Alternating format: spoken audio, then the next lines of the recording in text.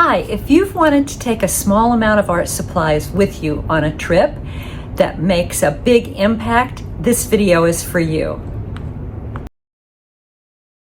Hi, I'm Lynn Goldstein. Welcome to my studio today. We're going to be talking about the supplies that I ended up taking with me on a trip that I just returned from taking.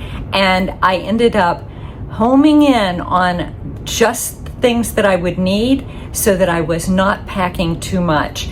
That said, this is going to be an unvarnished review of what I took because I know that I'm going to pare it down on the next trip.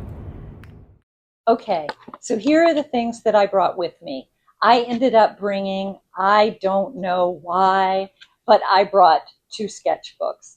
Now you can see that these sketchbooks are not tiny, and I really should have only brought 1. I don't know what I was thinking. This probably would have been the better sketchbook. It's lighter weight, it is smaller, and when I do this again, I'll end up taking a smaller sketchbook. Now, this again was for a trip that I was taking. It was a personal trip. This was not a workshop where I was bringing my supplies in order to teach. So I was able to really pare down what I was taking. But this is always a learning experience, and obviously, there are some things that worked really well and some things that didn't. The other thing that I ended up doing was I ended up taking drawing material, and I took way too much. So this is a nice little case, and it is lightweight, but I put way too much in it.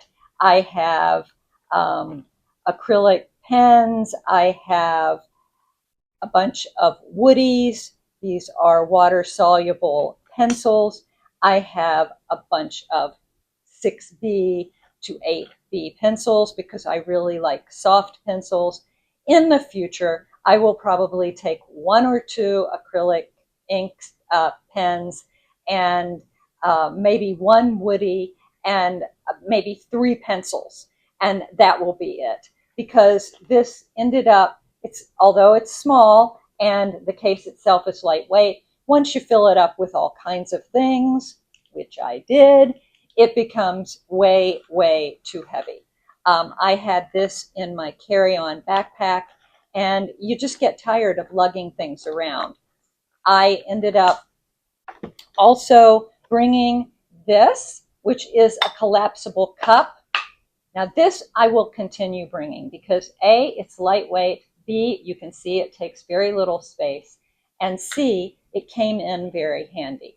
I really didn't want to use coffee cups from hotels for my paints. I didn't want to make it hard for the personnel to clean those items, and this was perfect. The other thing that I brought were some paintbrushes in this little paintbrush case, and that I will continue carrying with me. The other thing that I brought, and I was actually quite proud of this, I found these small tubes that I could purchase, and I decanted my acrylic paints into these small tubes. The reason I'm really happy about it is, well, this would be obvious, but one of the reasons I'm really happy about it is because I can end up packing a split primary color palette in my bag, and it doesn't take up a lot of space, and it's lightweight. I may actually use this method when I'm teaching in the future, when I'm traveling and I have to fly, because this is a great way to have plenty of paint with you if you're not teaching a long workshop or you're not taking a long workshop, and you're good to go. Now, one of the things that I always remind people is I double bag these in plastic bags, and I also put within the plastic bags information for TSA. This is to let them know that the paints are not flammable. So what I have written here is these are acrylic colors that are water-based. They are not flammable as their flash point is above 140 degrees Fahrenheit, 60 degrees Celsius. And this is an important thing to do. I was going to Australia and New Zealand, and I wasn't flying through any areas that did not speak English. So I made this in English. If I go to other locations where people speak other languages, I ended up putting this in the information in the bags, and I put it in those specific languages. So for example, in October, I flew through Germany. So I made sure that this was in German, English, and I was flying to Italy and Italian. The other thing that I ended up bringing, and I'm not sure that I will bring this again because I really prefer working in acrylic, is a little set of gouache.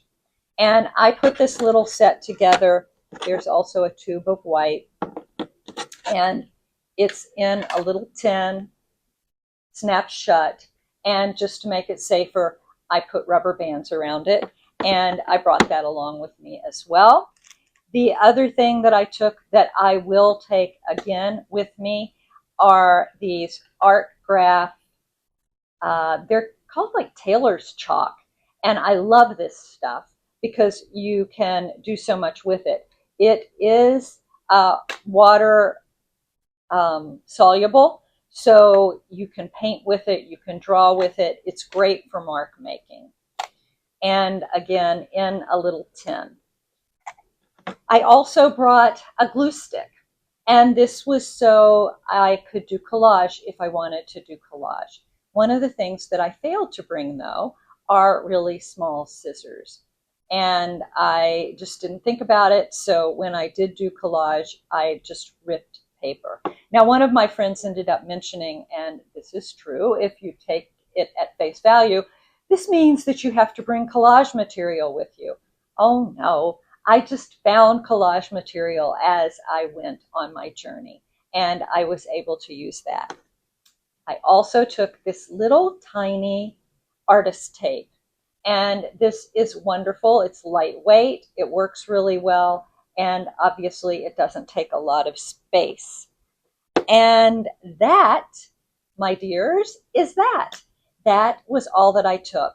I am going to really pare down the next time because I want to make sure that I'm not taking up much space in my luggage. I travel light, so what I mean by that is I travel with a carry-on bag and then a backpack. And a lot of these items went into my carry-on bag, which I checked, and that ends up taking up space that I might need for clothing and shoes and things like that, because I was gone for 26 days.